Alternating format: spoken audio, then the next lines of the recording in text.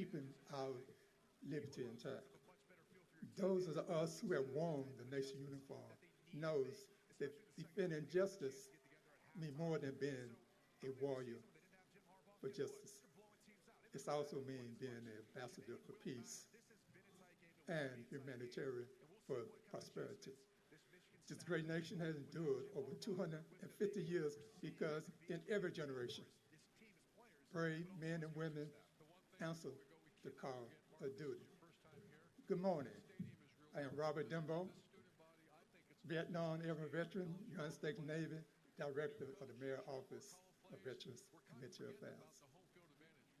I want to thank all of you for attending today's celebration and to welcome our elected officials who are here with us today. Mayor Turner, I would like especially thank you for your service to the city for the past 8 years and for the support of our veteran population. Sir, we truly appreciate all that you have done for our community.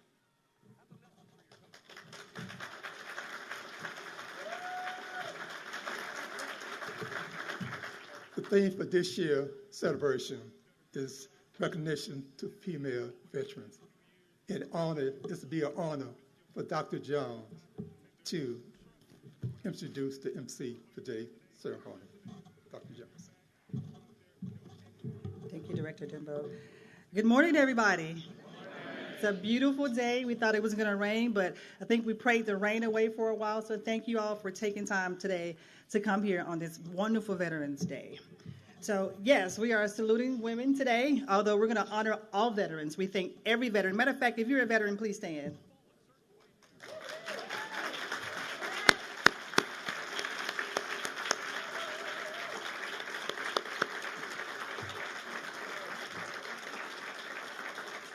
And that includes our active duty military as well. So I have the honor of introducing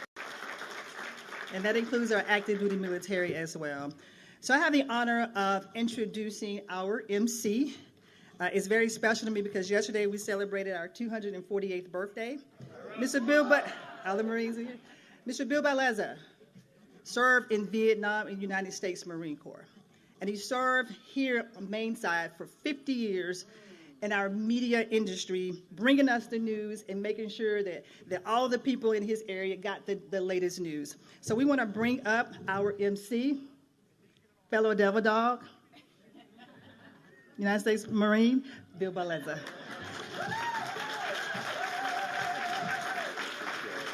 Robert, good to see you. Thank you, Dr. Jones. Ladies and gentlemen, wouldn't you hate to have to forecast the weather in Houston, Texas? I mean, if you're a Major League Baseball player and you're batting 300, you're killing it. As a weather forecaster, if you're only right 3 times out of 10, not so much, right? But using the same baseball metaphor, the weather, you have to understand, is Nolan Ryan, with a ferocious curveball. And that's the kind of pitch we got today. Big curveball. So we're inside enjoying this, and I want to welcome all of you and also all my fellow veterans. We're indoors here today commemorating all those who served and still serve in our nation's military. Let's not get Veterans Day confused with Memorial Day. This is a whole different thing. No reason to be solemn, no reason. We're here to celebrate the men and women who are serving our military, and today especially the women who have taken such a key role in the U.S. military. Yeah, absolutely. In fact, just in the past couple of years, happy birthday, Marines, by the way, the Marine Corps has started training in boot camp male and female recruits together. The women are pulling the exact same weight as the male Marine recruits. And what they found out is they can do it, and sometimes better. Now, my first order of duty is to call for the posting of the colors. This today is by the Texas City High School Marine Corps Junior ROTC. And then,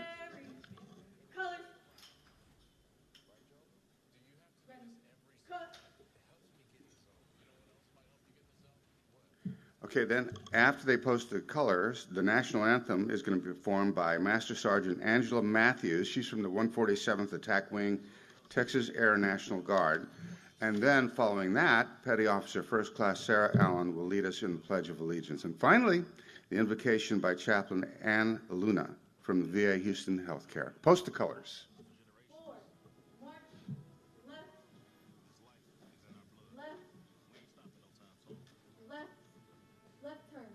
March, left, left, color guard, halt, present, color. Oh, say, can you see by the dawn's early light what so proudly we hailed at the twilight's last gleaming, whose broad stripes and bright stars through the perilous fight o'er the ramparts we've watched were so gallantly streaming, and the rockets red glare, the bombs bursting in air gave proof through the night that our flag was still there. Oh, say, does that star-spangled banner yet wave o'er the land of the free and the home of the brave?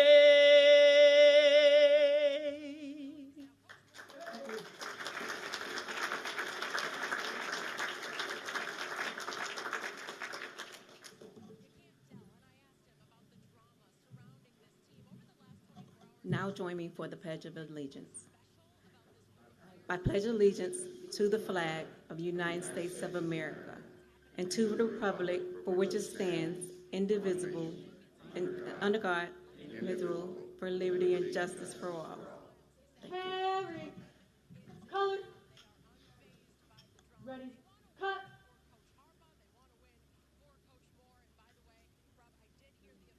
Left turn, march, left, left, forward, march, left,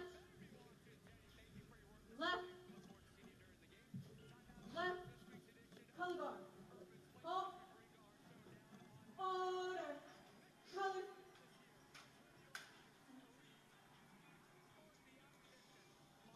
Ready, cut.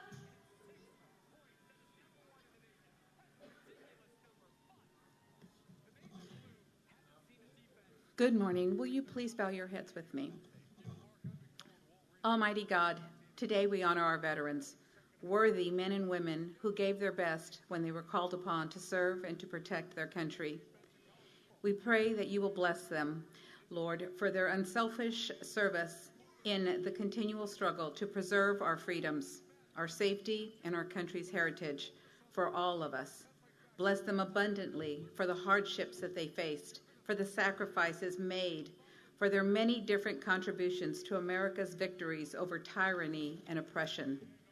We respect them, we thank them, we honor them, we are proud of them, and we pray that you will watch over them. Bless our veterans with peace and happiness. We ask these things in your holy name. Amen.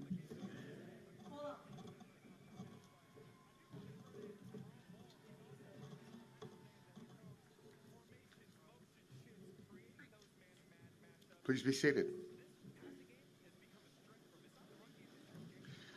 We want to thank all of the opening ceremony participants today who volunteered to make this patriotic moment very special. Texas City High School Marine Corps Junior ROTC, Master Sergeant Angela Matthews, Petty Officer First Class Sarah Allen, and of course the chaplain you just heard, Ann Luna. You may have noticed that, as I mentioned earlier, many of our participants are women. They're either a veteran or currently serving on active duty.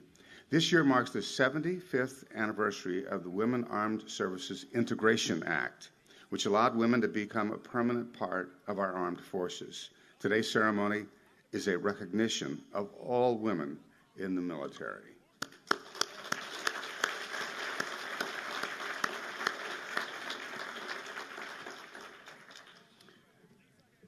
On a personal note, it's a great honor for me to be here with you once again, as I have for many years. I am a Marine Vietnam veteran, served in the Tet Offensive of 1968. Proud of my Marine Corps, proud of all my fellow veterans. We appreciate you all, and we also appreciate veterans' families for their sacrifices that they continue to make for our freedom, because we know when a member of the armed forces takes an oath to defend our country, even if it means giving their own lives, their families don't take that oath, yet they are the ones who suffer the consequences of that oath more than anyone. So I think we need to acknowledge the families of all veterans today.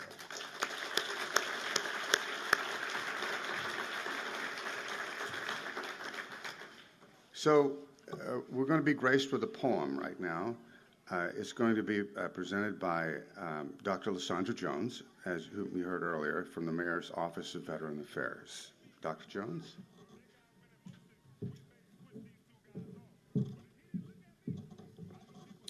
The noble and the brave. When America had an urgent need, these brave ones raised a hand. No hesitation held them back. They were proud to take a stand. They left their friends and family. They have abnormal life. To serve their country and their God, they plowed into the strife. They fought for freedom and for peace on strange and foreign shores. Some lost new friends, some lost their lives in long and brutal wars. Other veterans answered a call to support the ones who fought. The country had a requirement, the essential skills they brought. We salute every one of them, the noble and the brave, the ones still with us here today, and the ones who rest in the grave. So here's to our country's heroes. They're cut above the rest. Let's give the honor that is due to our country's the very best. Thank you. Oh, what a wonderful reading, Dr. Jones. That was great. You know, when Raquel de Truth Segura, who was originally going to read that poem and who comes here every year, couldn't make it today. We were thinking, who can read it? And it was suggested I might, and I was like, no. I'm like a newscaster. It would be like, only God can make a tree. Now, it is with great admiration and respect that I introduced our next speaker. Ladies and gentlemen, please welcome to the podium the leader of our great city, the magnificent, honorable Mayor, Sylvester Turner.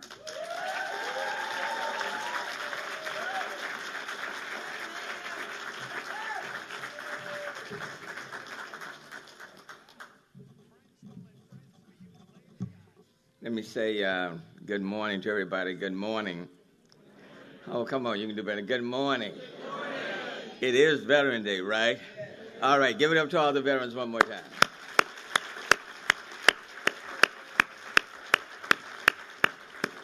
Look, happy Veterans Day, and let me thank everyone for coming. I would have loved it in my final year for us to have been outside with the parade.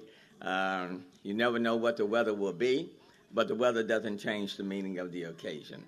So whether we are outside or inside, the celebration is still the same. It is truly unfortunate that the weather caused it, but we are going to enjoy this day. We are all honored and admire the men, the women, the families who have given up their time, their lives, so that we may enjoy our American way of life. And before I go any further, I do want to thank Bill Bassa. He has faithfully been here every single time we have called on him. Bill, if you'll just come up, because this is my final time to acknowledge you in this capacity. but give it up to this young man who never ages, a Marine and proud of it, but someone who demonstrates not only service in the military, but service as a civilian. And when we call, he has answered every single time. So, Houston, welcome. Thank you so much. Thank you, man.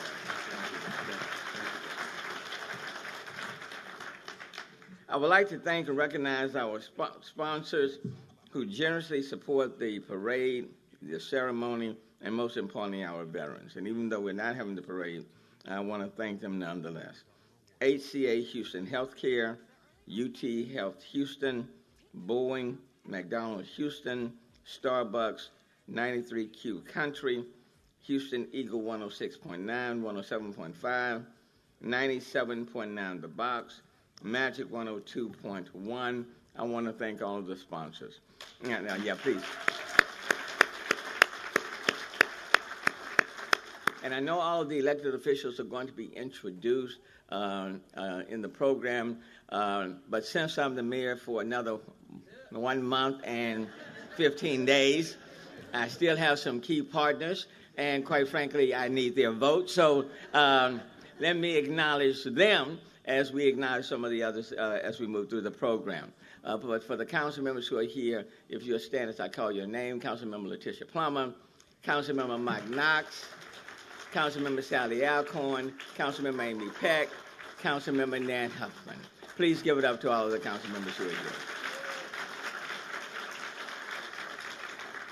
And then all of the department directors, if you're here, please stand so I can identify you. All of my department directors, Chief Finner, Fire Police, Complete Communities, Mayor's Office of Cultural Affairs, Department of Neighborhoods, the special events, Susan Christian, Janice Weaver, Arturo Michelle, City Legal. Let me thank all of the city departments, communications, HTV. Thank you all so very, very much. Today on Veterans Day, we celebrate those who honor our country with its highest form of service. You who once wore the uniform of our Army, Marines, Navy, Air Force, and Coast Guard, we owe you our thanks, and we owe you our utmost respect. And quite frankly, we owe you our freedom. We are here to express our profound gratitude for the sacrifice and contributions both you and your family made on the battlefield, at home, and at duty stations around the world. America's gratitude to our veterans is something that has always been grounded in something greater than the duties you perform. It is also an appreciation of the example that you continue to set even after your service has ended. Your example as citizens. Now today, I have the privilege of acknowledging individuals and their families for their service. And instead of me having them to come up here where I stand, I'm going to step down where I'm closer to them.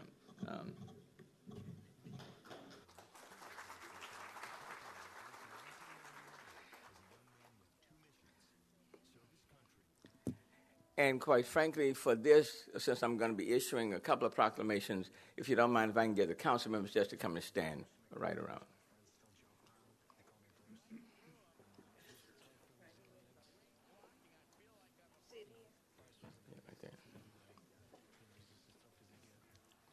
I have the privilege to recognize two very special veterans and family members attending this commemoration.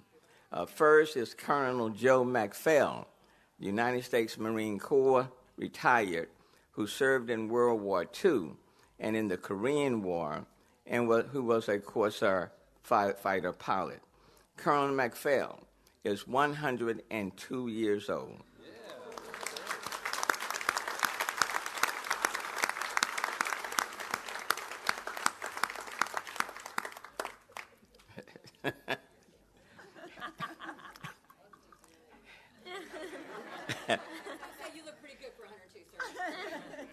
He's 102 years old, and he has resided in Houston for over 65 years.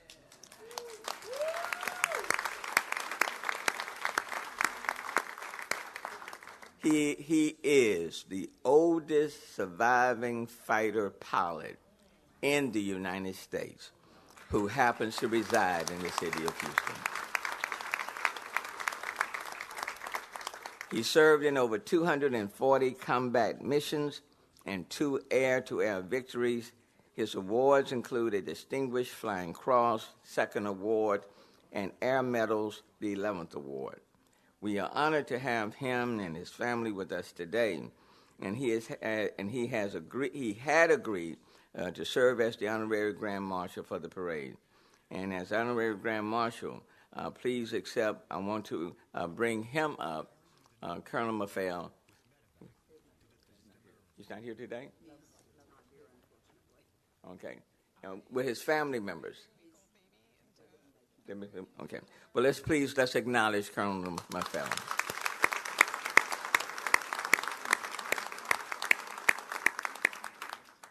Look, at 102, if you decide you want to stay home,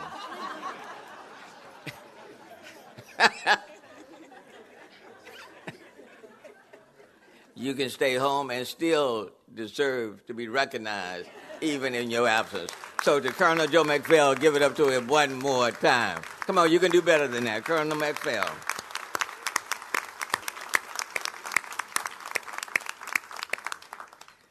And now I want to acknowledge posthumously Staff Sergeant Fred Douglas Witchett, World War II, served in World War II, Korea, and a Vietnam War veteran who served with honor in the United States Army and was awarded a Purple Heart Medal and Bronze Star Award Medal for valor. His widow, Ms. Naomi Witchett, is here today on behalf of her husband.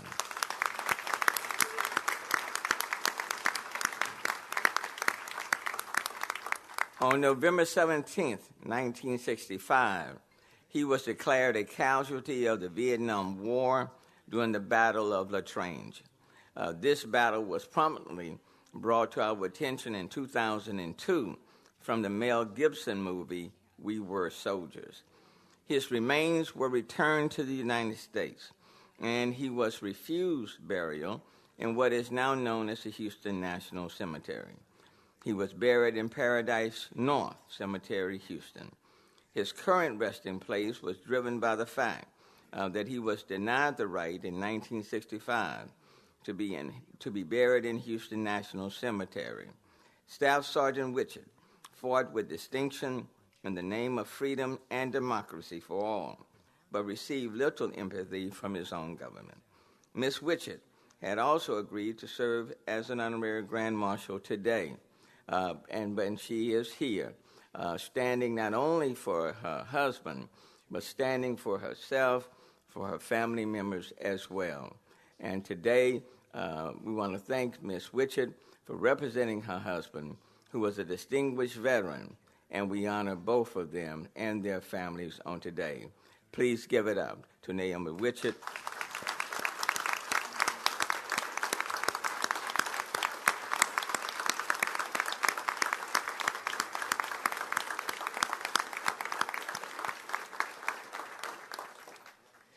And Ms. Witchett, today we want to present to you this proclamation.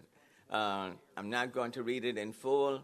It's being presented in memoriam to Staff Sergeant Fred Douglas Witchett, and whereas the city of Houston is dedicated to remembering individuals who have enriched our community with their many accomplishments, and whereas Houston natives, Staff Sergeant Fred Douglas Witchett was born on August 19, 1926. He served his country faithfully and was awarded the Purple Heart and the Bronze Star Medal for his bravery. And despite the racial divide of that time, he fought in World War II, Korea, and the Vietnam War that included the Battle of La Trange. And whereas the Battle of La Trange comprised 2 main engagements that took place on November 14th through the 17th, 1965, and in the La Trange Valley, it was the first major confrontation between the United States and North Vietnam during the Vietnam War. Let me just add on a personal note that I have known this family all of my life. In fact, Miss Witchet and her family live right around the corner from me. And it's kind of ironic. I talked to her son, Lennis, on yesterday. Lennis happened to have been my debate partner and best friend. And it's as a backdrop, though Mr. Witcher was denied the right at that time to be buried in Houston National Cemetery, the city today, 58 years later, reaffirmed his right to have been buried there and recognizes him. Ironically, the best friend of her son and the father, the veteran, and 58 years later, as the mayor of this city, we recognize his right. As a backdrop, it was Garden City and Acres Home that integrated the Klein Independent School District. And it was the Klein Independent School District that closed the elementary and junior high school and sold it to the cemetery so the community would not grow. It is in that cemetery that her husband is now buried when he was denied the right to be buried in the Houston National Cemetery. Some 58 years later, we reaffirm and recognize his service, and we honor them today. So thank you so very, very much. And it's being done while Miss Witchet yet lives. So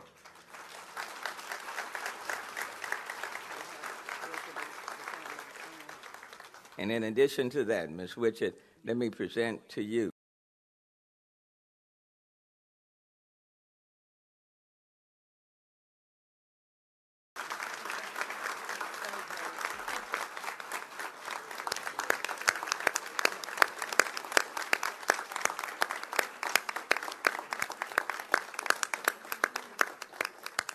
and on this special day, I know she did not come alone.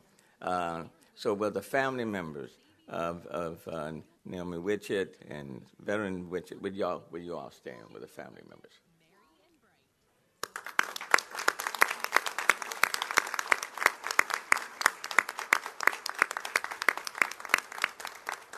Thank you all for being here.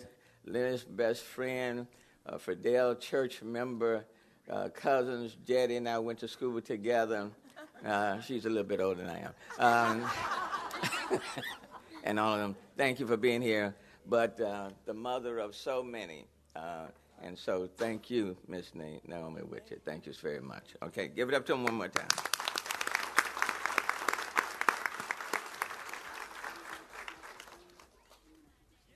Oh, I'm sorry. Miss Witchet, before you leave, did you want to say anything? We certainly... You want to say anything? This has been quite an honor for me.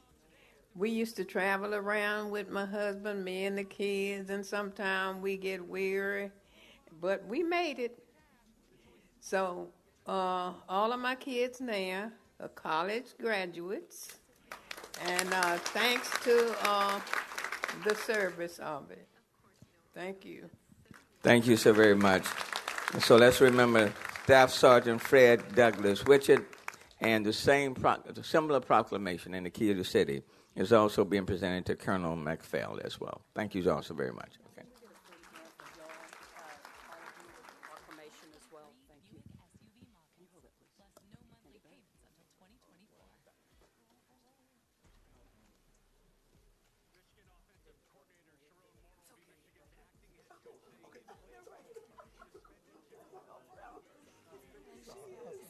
Sorry. She was moving pretty quick. Do we need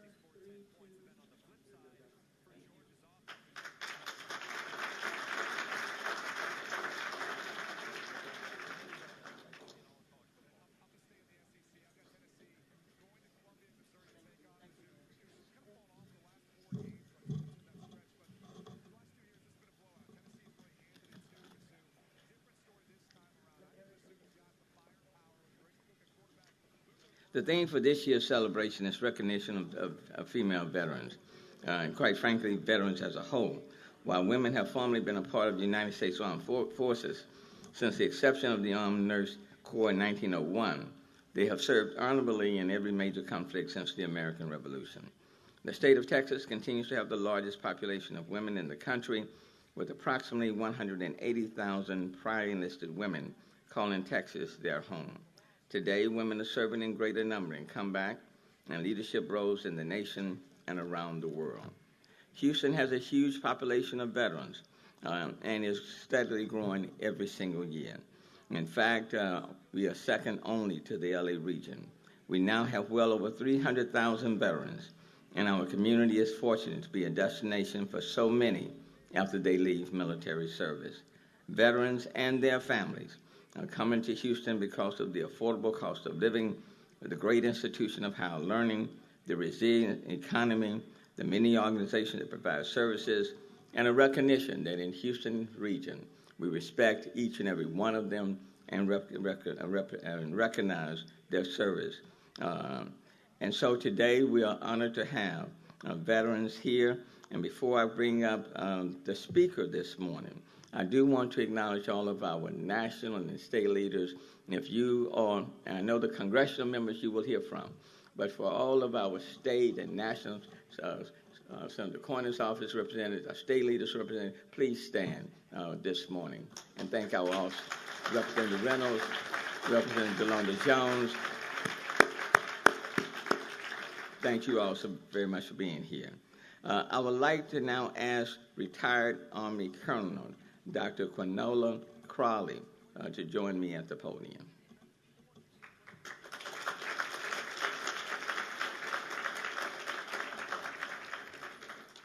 Dr. Crawley is today's keynote speaker and is the daughter of veterans and the mother of a veteran and the spouse of a veteran.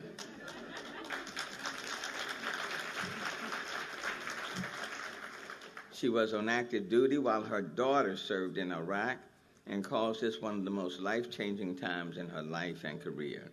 She retired from the U.S. Army as a lieutenant colonel after 29 years of service.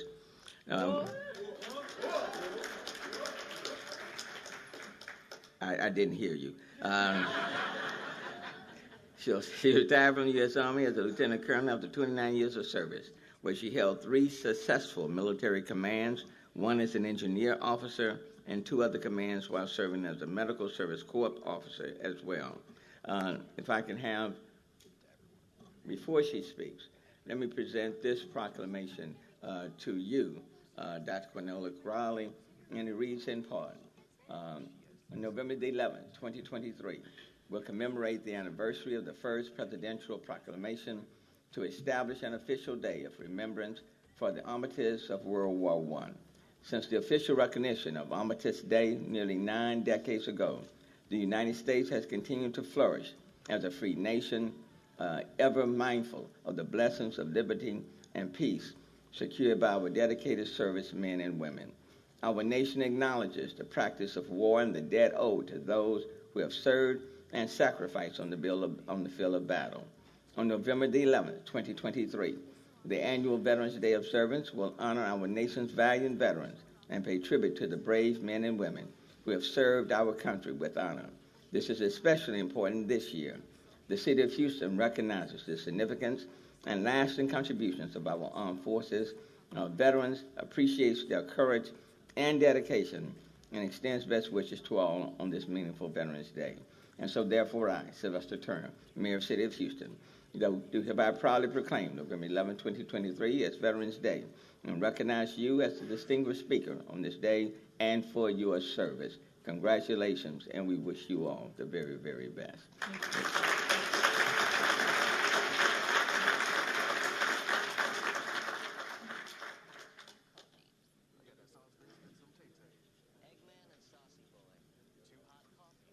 So please join me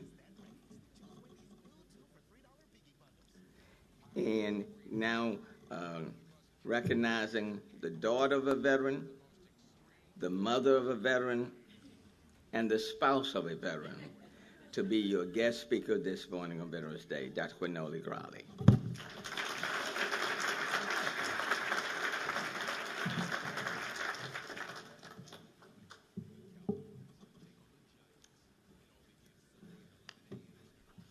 Good morning.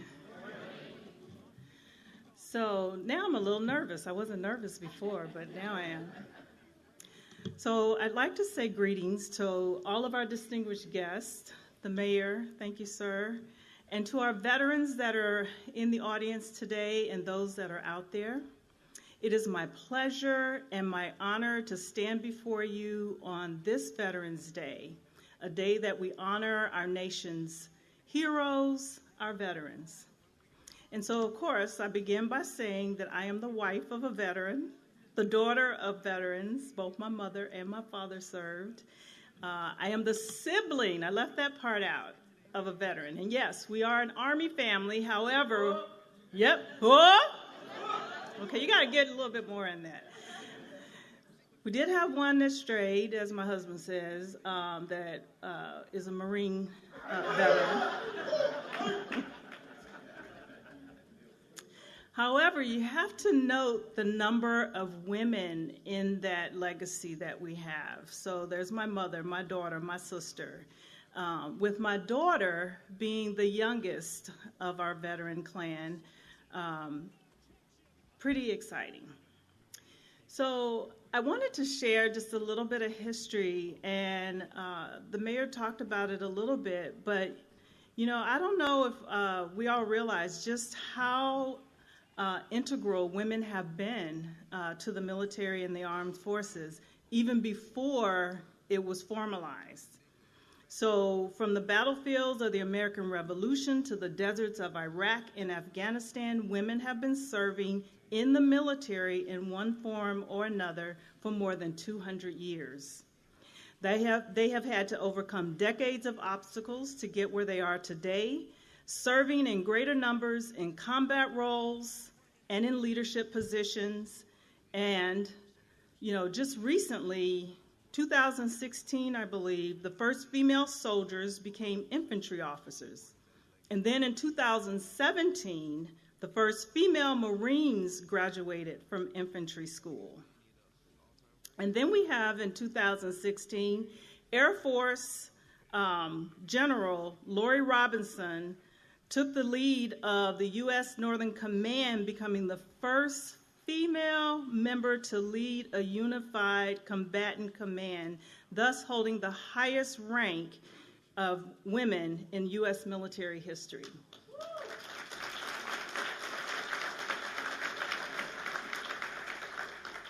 We've seen female enlisted sailors deploy on submarines for the first time ever. And these are reasons to celebrate because we are there in the mix doing our job. And I too have stood on the shoulders of these giants. And I've also been a trailblazer. I was one of the first social workers to command as a company commander. I commanded the 47th Combat Support Hospital, formally, because now it's something different because that was a while ago. But that cash, I was a part of it. And I think about some of the other work that I've done. You know, I had the opportunity before I retired to lead a successful battalion command under the leadership of an infantry brigade commander, being the only female there, the only one that looked like me completely. And I always considered it an honor because I thought, here's this infantry guy taking on this medic, you know, because I was Medical Service Corps. So I've had some great opportunities to also lead and trailblaze which is part of the legacy we have, of course, as we shared in my family, because you watch my daughters come along and do their thing, and the women behind us are continuing to serve and show up. Women now make up 16% of the active duty military. That's up from 11% during the Gulf War era. I believe in the warrior ethos, and I continue to serve in the capacity that I do because I'm fortunate to work with veterans every day. I work at the Houston VA healthcare system, which is pretty exciting. It's exciting for me because I continue to serve. And I say I serve because they served. I'm there because I consider my parents' era. I look at my daughter and OIF, OEF veterans that are coming through. And it is, you want to be a part of ensuring that they have the best opportunity for health care, because that's where I am, but they have all the access to what they should have based on their service, based on their benefits, based on what they are entitled to. And so we want to make that a better experience for them. So I work with over 450 clinical warriors. I call them warriors. Social workers, nurses, peer support. You know, we're there committed to serving our veterans. Over the last decade, the VA has seen a 154% increase just in the number of women veterans using health care. So in comparison to 2001, that's gone up significantly. I wanted to share this odd story because I talk about how that critical point when my daughter was in Iraq and there were so many incidents happening. She was 19 years old at the time. She hadn't even had time to reconcile her life as a person, let alone be thrust into combat. But there she was. And I was on active duty. I was in command at the time. And she would call. I had a sense of her. I could feel her. I could feel every time something occurred. And she had lots of incidents. She's got friends. She's still connected to all of those that she served with in Iraq. And some came back missing limbs. Some came back, you know, with some significant mental health issues, you know, and some didn't come back. And I recall there was an incident that occurred, and I was waiting to hear from her to see if she was okay. And I lost a soldier, actually, one of my service members I lost during that time, and we were preparing to bring that service member home. And I get a call, and it's from Dover Air Force Base. And Dover is where they bring all of, you know, our deceased service members to when they're coming back from war. And my heart stopped. And, you know, I'm looking at my phone and it says Dover, and my heart just stopped. And in these seconds that went by, I had to stop and think, you're not going to get the call like that. Because all I could think of was my daughter.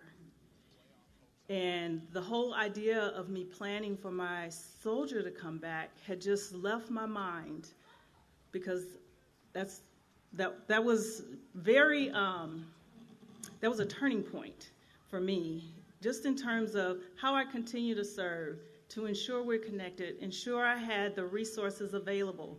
You know, there were times I'd have to talk to her about some of the incidents that happened, and I'd say, go back, talk to combat stress, go talk to the chaplain, make sure you guys are staying engaged, you know, get back in the fight.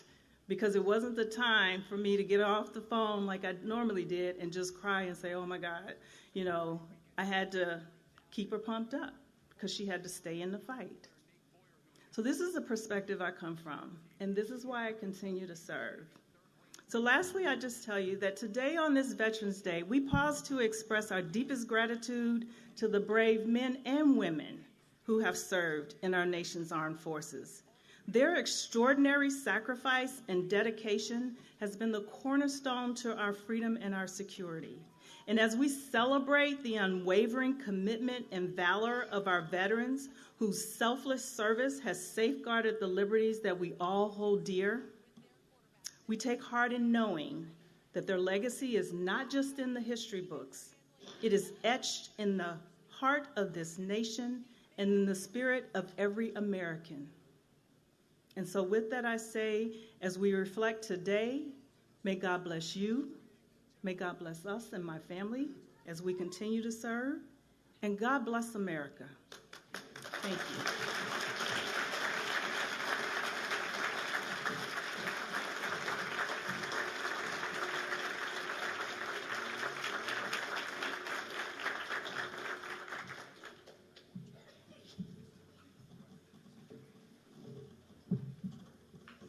Thank you, Colonel.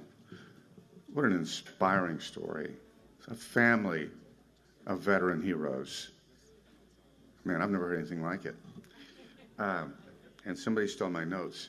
But I think that Congresswoman Sheila Jackson Lee is next to speak. Can I confirm that? You know, when you're master of ceremonies and at the podium, you should always take your notes with you when you walk away from them, because somebody is likely to scoop them up. Okay, this is not it.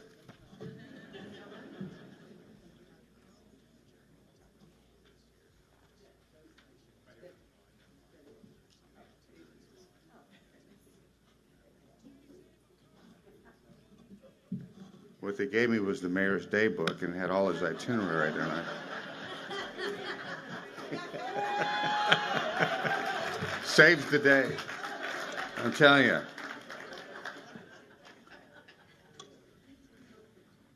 Okay. This is the correct script, wrong page. Let me get it for it. Okay, I was right. Our next speaker is, indeed, from the Texas 18th Congressional District, Congresswoman Sheila Jackson Lee. Congresswoman, I'm going to ask you a favor, if I might. Please come up. Your talk is going to come right at 11 o'clock, which is the 11th hour of the 11th day of the 11th month. And we want, no, don't wait. If I give you the signal, will you call for the moment of silence to recognize Veterans Day? I'll get you to run up with me. Okay, great. Right. I'll give you the high sign. Okay. All right. Thank you. I want everybody to see that I'm a working member. I've got bags and all kinds of things here. That's because Bill has told me that this is a day of celebration. And I want to make sure that we celebrate America, America's freedom. And someone tells me that if we continue to be the land of freedom, we must be the land of the brave. That's how we get our freedom. You can clap for the land of the brave.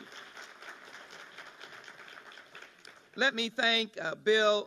It has been uncountable years, because we add to your service here, to your service in giving us the news where we wouldn't listen to anyone else till we heard Bill Baeza say it. And then, of course, to be joined by a mayor that I have not seen more commitment to the men and women in the United States military and veterans from an administration as I've seen from the administration of Mayor Sylvester Turner. You've got to give him a rousing applause.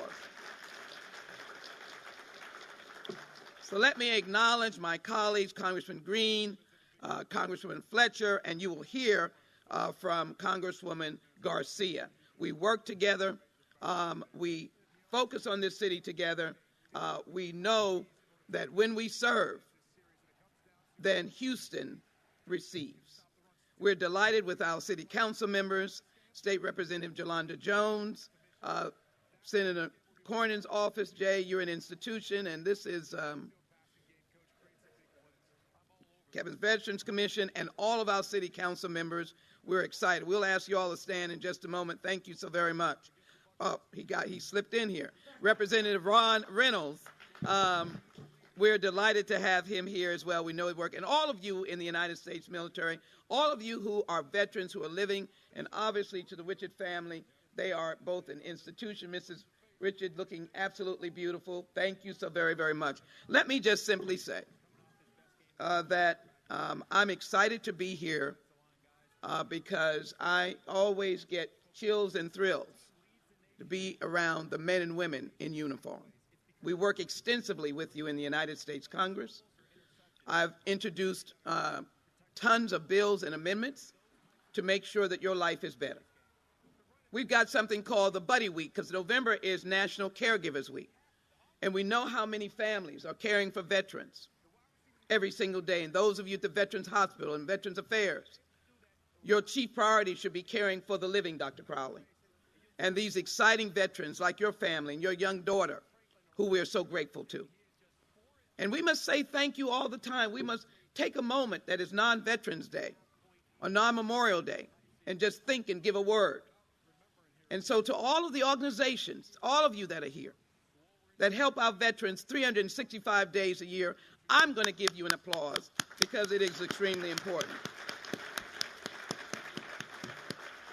And so we recognize in the work that I've done, I've got National Buddy Week, and that is to have various veteran soldiers checking on someone else so we can bring down the number of suicides or people who are despondent, who have served our country. We should never abandon them in their time of need. And then we have also had legislation to assess whether the services that you're getting help you, whether we can do better in making sure that we're responding to your needs. We should be a listening ear. I have been a continuous champion of PTSD dollars, even outside of the Veterans Hospital, so you can find those services and be able to do it. And I will ask Bill to come join me as we seek this pause, and then I have presentations to make and commentary to make about our women veterans. But let me step aside and join you. It'll just be a moment. This is the 11th hour of the 11th day of the 11th month. Armistice Day originally, Veterans Day today. Just a moment of silence.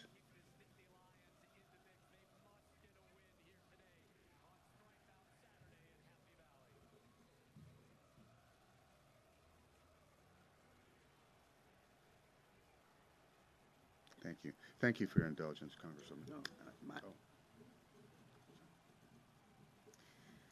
The Lord bless us and keep us. The Lord make his face to shine upon us and be gracious to us. The Lord lift up his countenance upon us and give us peace this day and night and forevermore. Amen. I'm humbled to be able to be in the midst of a recognition and 1 minute of silence for this great nation and great veterans and Armistice Day, its original name.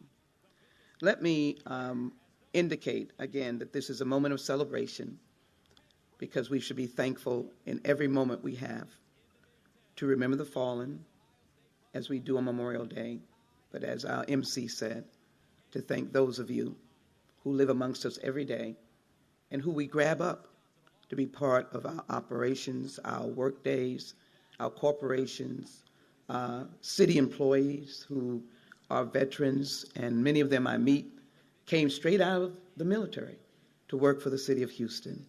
I know in the United States government we grab them up, and I imagine in the state of Texas our colleagues grab them up as well. So I said I was going to honor women veterans and to thank them, 1.7 million and growing, and they are Anglo, Asian American, Latinos, they're American Indians, they're African Americans, and I see them all the time. As a member of the United States Congress, I had the privilege of honoring veterans in the early stages of my career, and we've never stopped. We have even secured a Veterans Women's Museum in my tenure, of which I co-sponsored, to open up at Arlington Cemetery, of course, but there are stories of those who live as well. So we are grateful for that.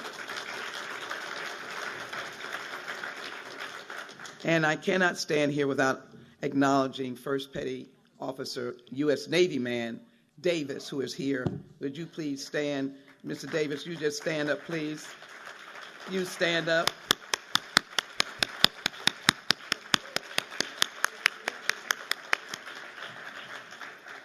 And so let me now do as, and I wanted to find out, I came down for you, Ms. Switchett. Are you able to come up, or I will come down? Come down? All right. Okay. Yeah, I'm just a minute. So let me, first of all, acknowledge Dr. Crowley. I think you can come up and recognize you as the keynote speaker.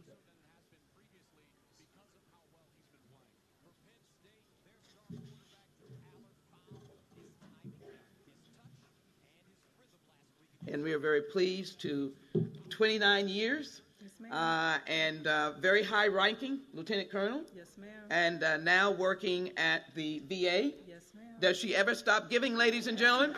And so I'm just simply going to say that you are deserving of the commendation, respect, and admiration of the United States Congress, and as well to be able to, my colleague Congressman Garcia is willing, I'm going to come down for our other presentation that she may wish to join us. But this is for you, and we're both in the red category, and we're now the red, white, and blue category. Could you give her a hand, please?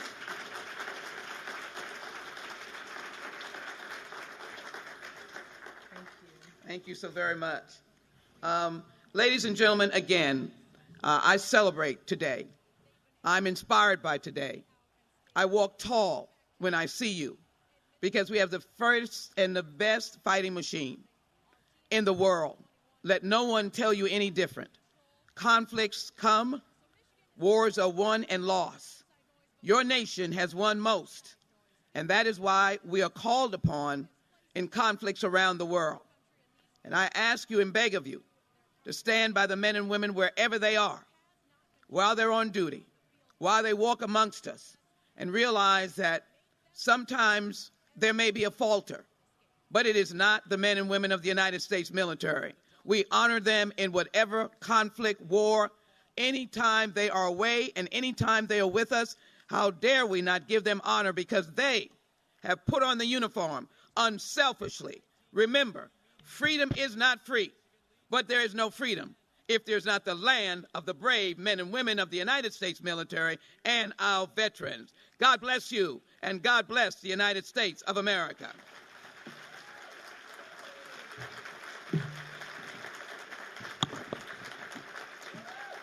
My privilege now to provide these acknowledgments to Ms. very quickly.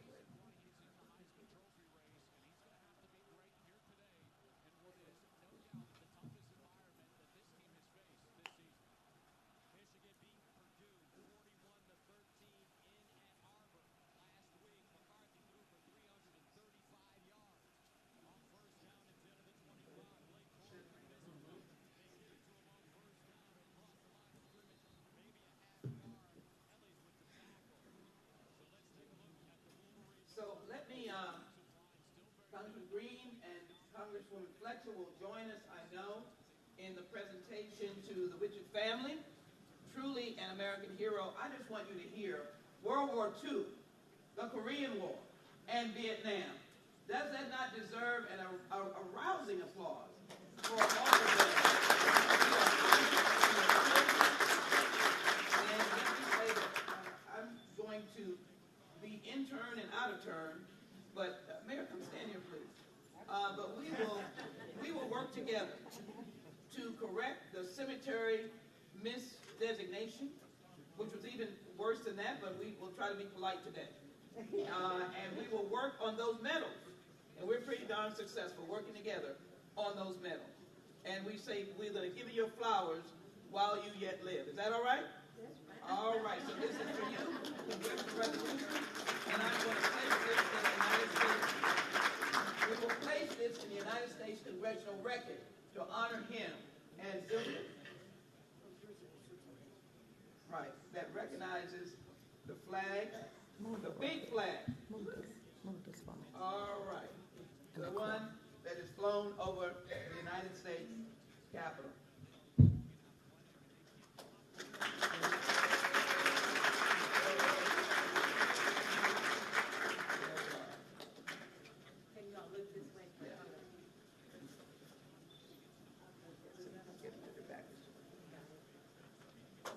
Here's the flag. Here we go.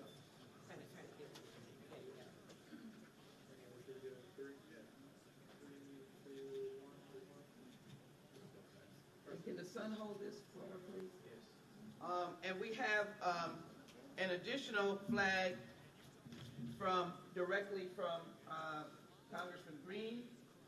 This is the certificate, and then hold that, and this is another flag. All right.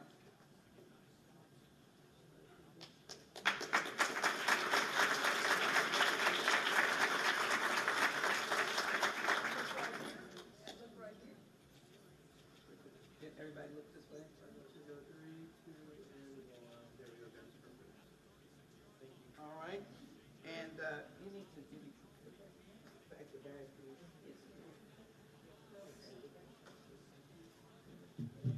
Okay. So, leaving.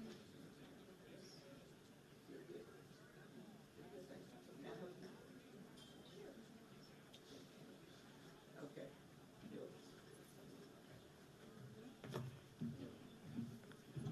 Mayor, just let me get this, please. You can stand by just one more guy. Mr. Davis, can you come just for a moment?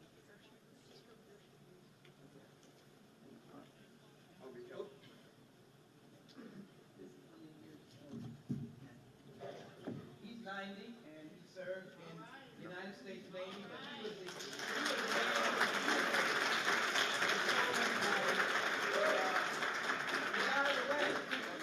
go this way.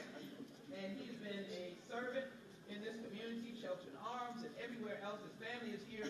David, please stand. This is his flag and a certificate that honors First Petty Officer Brett Davis, the man of this city, U.S. Navy man. Somebody shout it out. U.S. Navy. Navy, stand up. Stand up, Navy. Stand up wherever you are. Navy, stand up.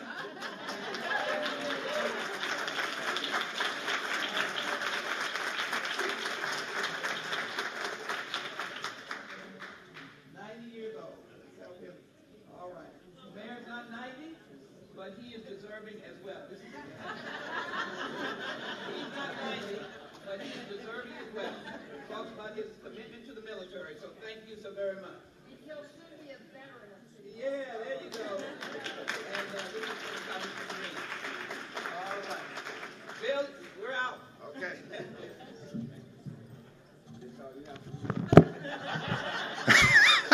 You hear that? The mayor said, "Is this all you have for me?"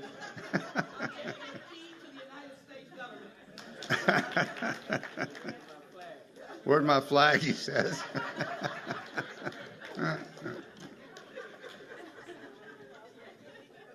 I hope you've enjoyed the Congresswoman Sheila Jackson Lee show, and now we're going to move on to before she sits down, please welcome Congresswoman Sylvia Garcia from the 29th Congressional District.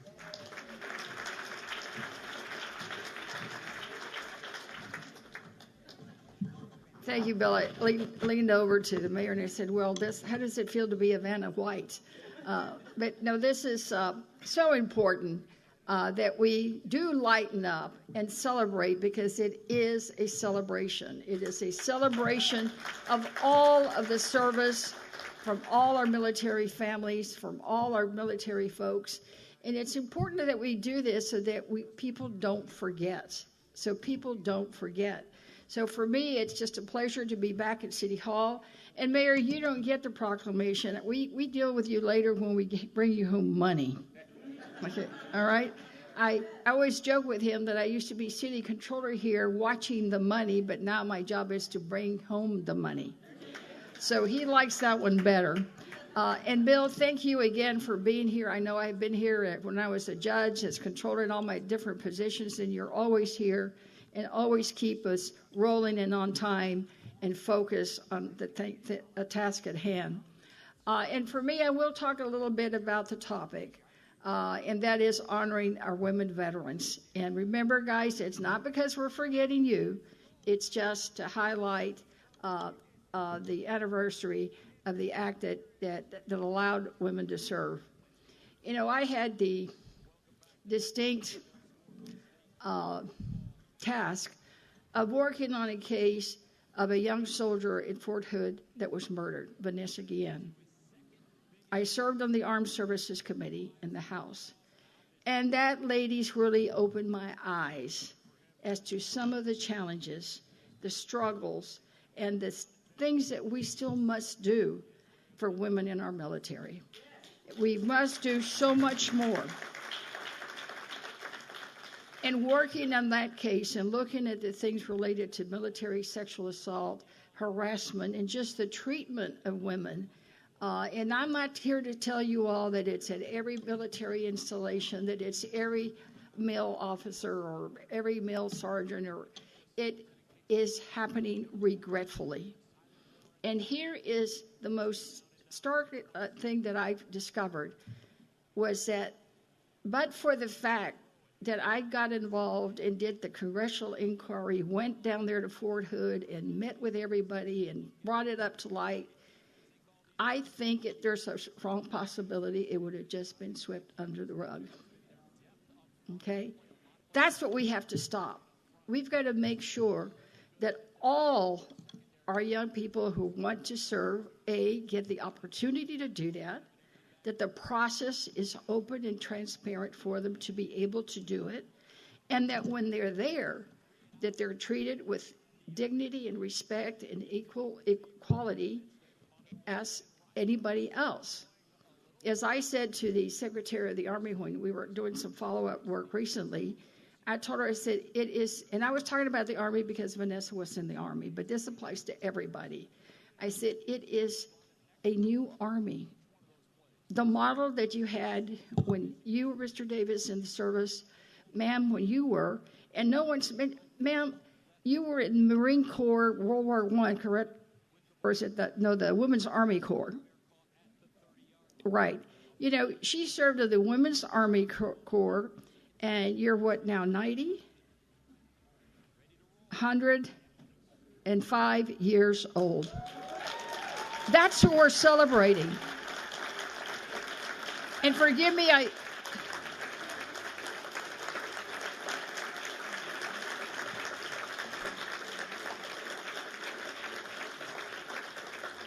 the Army that she joined at a time when they first started the Women Army Corps is very different than the Army that Vanessa Guillen joined.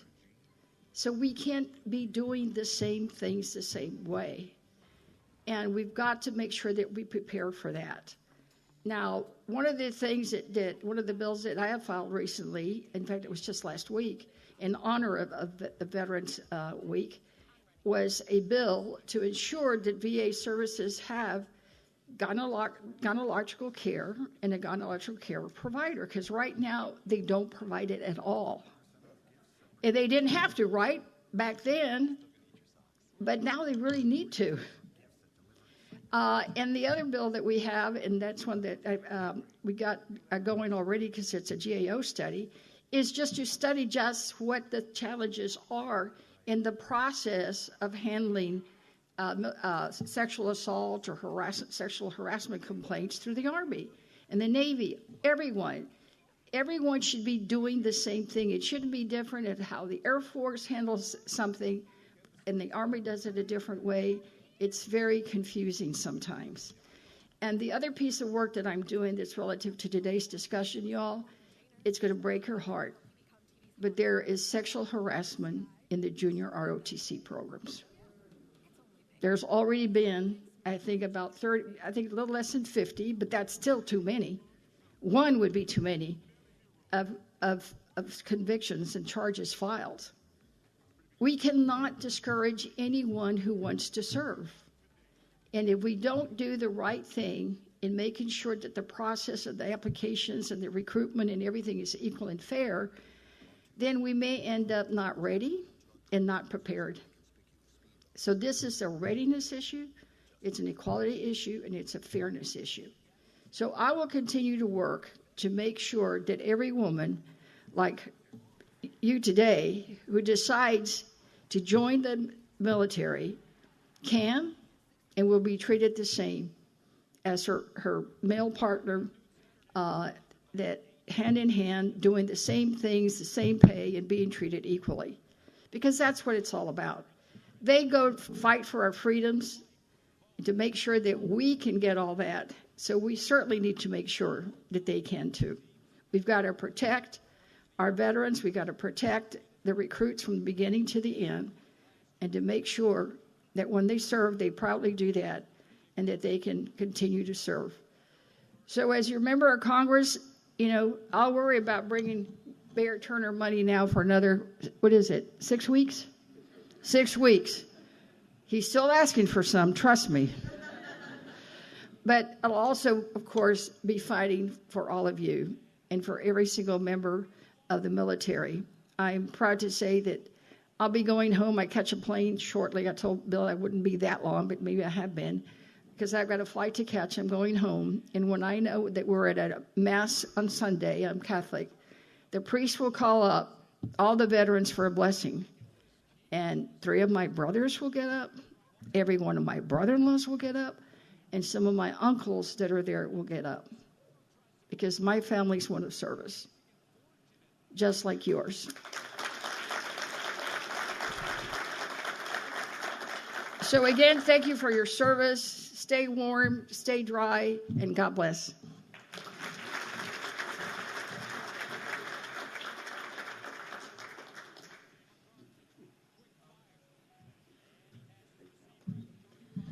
Thank you, Congresswoman Garcia. Just before we go, we are going to have a medley of patriotic songs performed by Mr. Kelly Fair. Where is he? Getting that bag pumped up.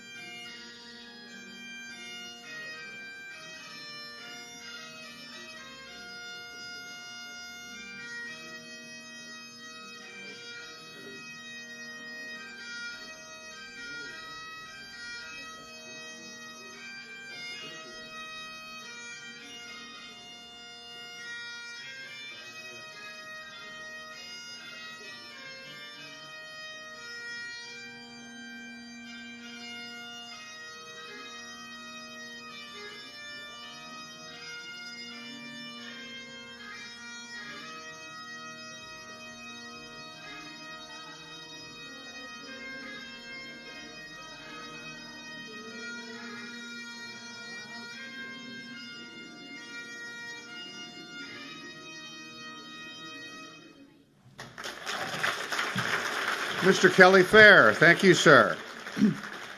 Ladies and gentlemen, I'm going to ask that if you are able, please stand, and if you're wearing a cover, please remove it, as taps is sounded by Senior Airman Angela Hawks Johnson, U.S. Air Force, and Johan Cuse, Second Class Petty Officer, United States Navy. Afterwards, we will observe a moment of silence.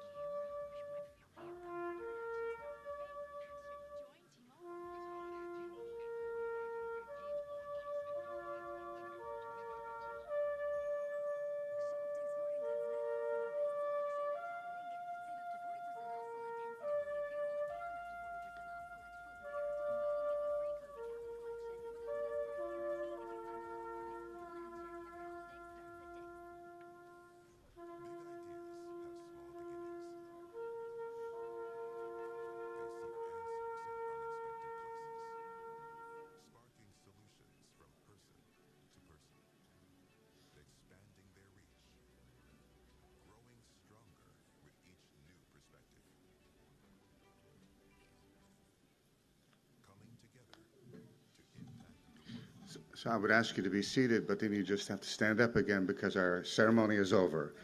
Have a good day. Please thank your veterans today and every day.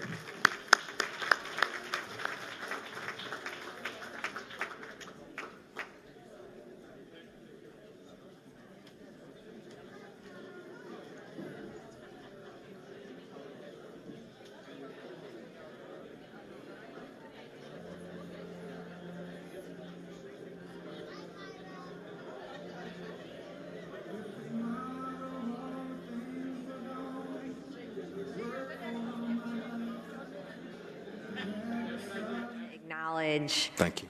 that look back and what we've covered in 4 years. I know you touched on some of it, but cite and release, Yes. body-worn camera Yes. policy, safe roadways. We saw during the pandemic, right, a lot of street takeovers or safe roadways, DART, and bringing to the forefront how dangerous and critical our domestic abuse Yes. response is. Outdoor music events, convenience store cameras, and I know Vice Mayor Pro Tem Castex Tatum really worked on that hard. Towing ordinance changes. I mean, the list goes on. I was going back over 4 years of what has come through this committee, and it's pretty extraordinary, the progress. There's still more to do, and I did want to recognize, I think I counted a nearly 10% drop in what you said earlier about who's qualified to retire. Yes. We're a 10% drop is It's huge.